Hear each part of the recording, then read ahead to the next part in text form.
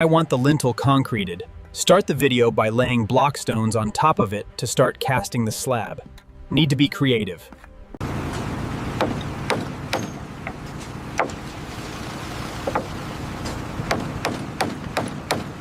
Every strong house starts with a perfect slab setup. Site එකේ most important part එක තමයි slab එක කියන්නේ එකට දාන reinforced concrete plate එක beam column system එකට load දාන final layer එක.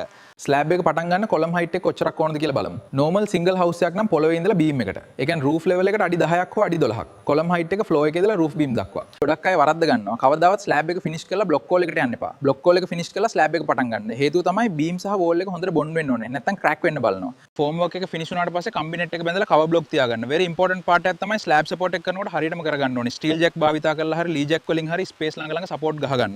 formwork එක ඉවර වුණාට පස්සේ slab net එක දාගන්න කලින් wiring බට සියල්ලම දාගන්න ඕනේ. beam එකට කම්බි arrangement කරගන්නේ කොහොමද බලමු. ඒ length ගොඩක් දුර beam වලට නම් bottom එකට මිලිමීටර් 12 කම්බි 3ක් සහ top එකට 12 කම්බි 2ක් දාගන්නවා. බලමු small house එකකට වගේ නම් මිලිමීටර් 12 කම්බි 4ක් වගේ තමයි භාවිතා වෙන්නේ. normal most common house එකකට වගේ නම් මිලිමීටර් 12 කම්බි 6ක් වගේ භාවිතා කරනවා. load එක ගොඩක් වැඩි beam වලට අපි මිලිමීටර් slab එක load එක අනුව slab එක thickness එක කොච්චරක් වැටෙන්න ඕනද කියලා අපි බලමු. සාමාන්‍ය single floor house එක වගේ නම් අගල් 4ත් අගල් 5ත්. load එක වැඩි නම් අගල් 5ත් අගල් 6ක් වගේ වෙන්න ඕනේ. slab concrete එක දාගන්න කලින් net එකේ cover block ටික check කරගන්න. net එක දෙපාරක් check කරගන්න. ඊට අමතරව යට support jack ටික අනිවාර්යයෙන්ම හොඳින් check කරගන්න ඕනේ. All right, keep it steady now. Pulling back. Okay, watch the edge.